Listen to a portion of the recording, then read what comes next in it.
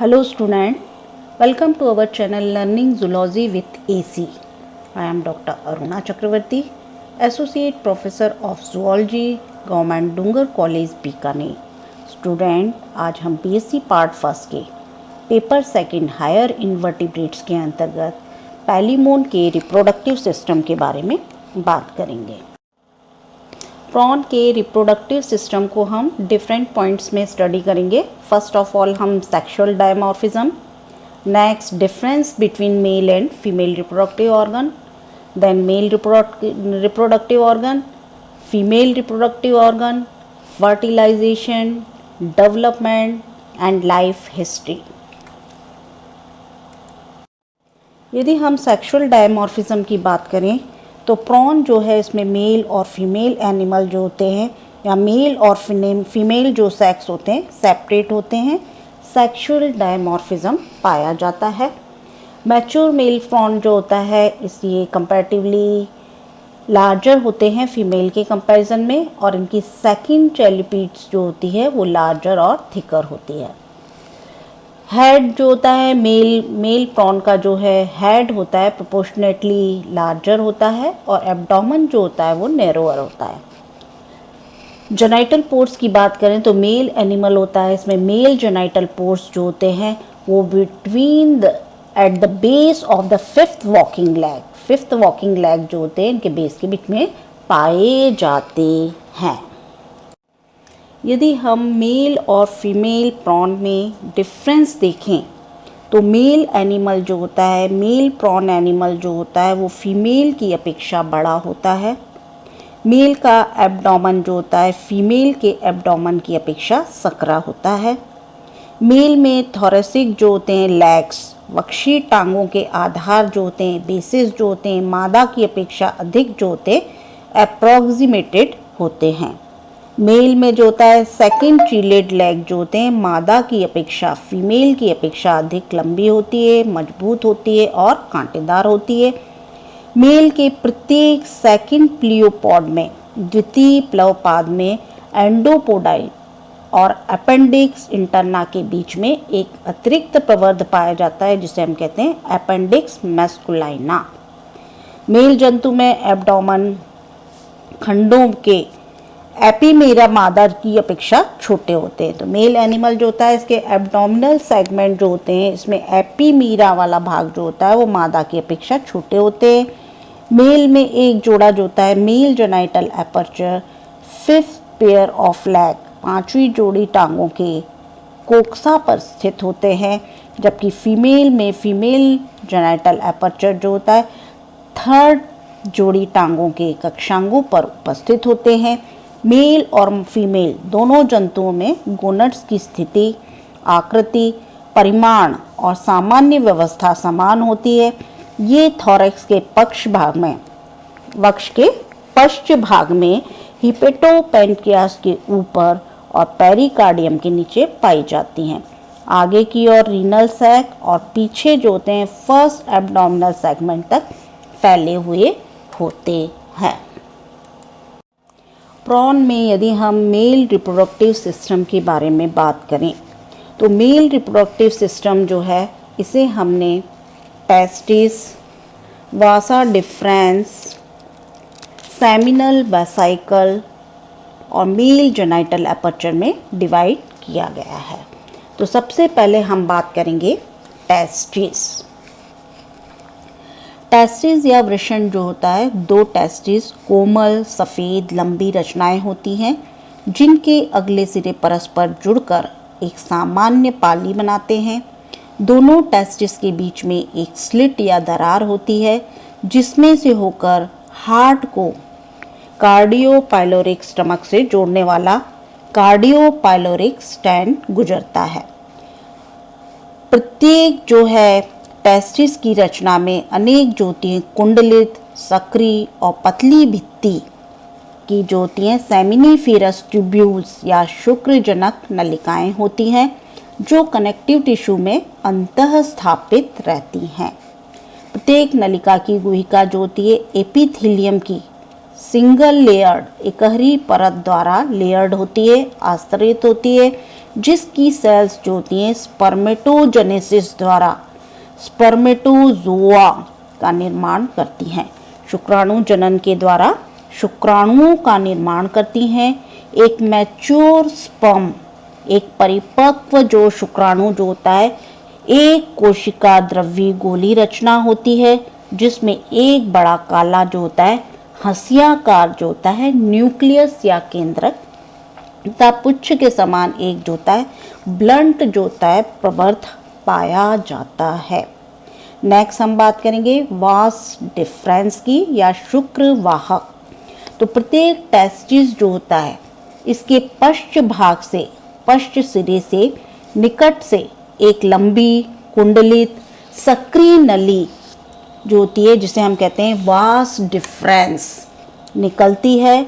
निकलने के तत्काल पश्चात प्रत्येक ओर का जो शुक्रवाहक जो होता है एक अत्यंत कुंडलित पुंज बनाता है और एब्डोमिनल आकोचनी पेशियों और वक्षीय भित्ति के बीच सीधा नीचे की ओर चला जाता है। नेक्स्ट हम बात करेंगे वेसिकुला सेमिनेलिस या जिसे हम कहते हैं शुक्राशय। प्रत्येक शुक्रवाहक नीचे की ओर पांचवी जोड़ी टांगों के आधार के निकट फूलकर एक जो होता है क्लब शेप्ड वेसिकुला सेमिनेलिस बनाता है। इस जो होता है वेसिकल या आशयों में जो होता है वाइट कॉम्पैक्ट बॉडी के रूप में स्पर्म जो होते हैं, शुक्राणु जो होते हैं वो संचित रहते हैं जिन्हें हम कहते हैं स्पर्मेटोफोर। प्रत्येक जो होता है शुक्राशय जो होता है अपनी ओर की पांचवी टांग के कोक्सा के अंदर की सतह पर एक मेल जेनाइटल एपर्चर द्वारा बाहर खुलता है और प्रत्येक छिद्र जो होते हैं जो कि इंटेग्यूमेंट या अध्यावरण के एक छोटे ढक्कन द्वारा ढके हुए होते हैं। यदि हम फीमेल रिप्रोडक्टिव सिस्टम प्रॉन के मादा जनन तंत्र के बारे में बात करें तो इसमें एक ओवरी और इनमें पेयर ऑफ ओवरी और पेयर ऑफ ओविडक्ट जो होती है पाई जाती है। सबसे पहले हम बात करेंगे ओवरी या अंडाशय की। तो ये क्या वाइट कलर की होती हैं, कॉम्पैक्ट होती हैं, हंसियाकार दो ओवरी या दो अंडाशय पाए जाते हैं। इन दोनों के किनारे परस्पर जुड़े होते हैं परंतु इनके बीच में भी एक स्लिट या दरार पाई जाती है जिसमें से होकर कार्डियोपाइलोरिक जो होता है डोरा गुजरता है। जंतु की आयु और मौसम के अनुसार जो होती है ओवरी की आकृति जो होती है एवं परिमाण में परिवर्तन होता रहता है। प्रत्येक ओवरी एक झिल्लीमय कैप्सूल के अंदर बंद रहता है। इसके अंदर जो होता है डेवलपमेंट की विभिन्न अवस्थाओं वाले ओवा की असंख्य जो होती है रेडियल रोज अरीय पंक्तियां पाई जाती हैं। इन पंक्तियों में जो होता है इमैच्योर अपरिपक्व जो होते हैं ओवम जो होते हैं अंडाशय के केंद्र की ओर और परिपक्व जो होते हैं मैच्योर सतह की ओर जो होते हैं व्यवस्थित होते हैं। मैच्योर जो होंगे वो सरफेस की ओर अरेंज रहते हैं। मैच्योर ओवम जो होती हैं बड़ी जो होती हैं न्यूक्लिएटेड सेल्स होती हैं जिनमें की अति अधिक जो होता है यौग भरा रहता है। नेक्स्ट हम बात करेंगे ओविडक्ट या अंडवाहिनी। तो प्रत्येक ओवरी जो होती है इनमें मैंने बताया कि फीमेल रिप्रोडक्टिव सिस्टम में दो ओवरी पाई जाती है। तो प्रत्येक ओवरी की बाहरी सीमा के मध्य से एक छोटी चौड़ी और पतली भित्ति वाली नली निकलती है जिसे हम कहते हैं अंडवाहिनी या ओविडक्ट। यह नीचे की ओर सीधी चलकर अपनी ओर की तीसरी चलन टांग के कोक्सा के अंदर की सतह पर फीमेल जेनाइटल एपर्चर द्वारा बाहर की ओर खुलती है। यदि हम फर्टिलाइजेशन की बात करें तो पैलिमोन माल्कोसोनाई जो था इसमें मई, जून और जुलाई के महीने में जनन होता है। मादा एक बार में 200 से 300 मैच्योर एग जो होते हैं अवपंखी डोरियों में देती है। मेल अपने स्पर्म जो होते हैं स्पर्मेटोफोर जो होते हैं मादा के फीमेल जेनाइटल एपर्चर के निकट जो होते हैं डिपॉजिट कर देते हैं। जैसे ही एक बार निकलते हैं इसमें फर्टिलाइजेशन हो जाता है। इस प्रकार का फर्टिलाइजेशन जो होता है एक्सटर्नल या इंसिटू होता है। निषेचन के पश्चात जो होता है एग जो होते हैं कुछ इंटेग्यूमेंट्री ग्लैंड के चिपचिपे जो होते हैं स्राव या सिक्रीशन द्वारा प्लियोपॉड से चिपक जाते हैं। प्लियोपॉड से या प्लवपाद से लटकते हुए ये अंडे जो होते हैं सरस फलों या बेरी या अंगूर के गुच्छों की भांति प्रतीत होते हैं। इस प्रकार का प्रजनन काल में एक मादा सैकड़ों अंडे उस समय तक धारण किए रहती है जब तक कि अंडोत्भेदन होता है। वह जहाँ भी जाती है अंड उसके साथ रहते हैं और प्लियोपॉड्स के आगे पीछे की मंद गति से एग को वायु प्राप्त होती रहती है। इस अवस्था में मादा को हम क्या कहते हैं, इन बेरी में कहा जाता है। नेक्स्ट यदि डेवलपमेंट की बात करें तो डेवलपमेंट डायरेक्ट होता है। इसमें स्वतंत्र लार्वा अवस्था नहीं पाई जाती है। एग से वयस्क की आकृति में शिशु ही बाहर निकलते हैं। मादा पहले अंडों की और बाद में 5 से 6 सप्ताह में निकलने वाले शिशुओं की सुरक्षा हेतु अपने एब्डोमेन को नीचे की ओर मोड़ लेती है। इसके शिशु कुछ समय के लिए अपनी माता के प्लियोपॉड से चिपके रहते हैं। निर्मोचन की छोटी सी अवधि ही वृद्धि होती है, इसलिए कई मोल्टिंग हो जाने के पश्चात एडल्ट जो होता है वयस्क रूप बन जाता है। झींगों की आयु सामान्यतः 3 से 5 वर्ष तक होती है। पैलिमोन माल्कोन सोनाई के डेवलपमेंट के विषय में अभी तक ज्ञात नहीं है, लेकिन जो हम स्टडी कर रहे हैं वो एस्टेकस के डेवलपमेंट पर आधारित है।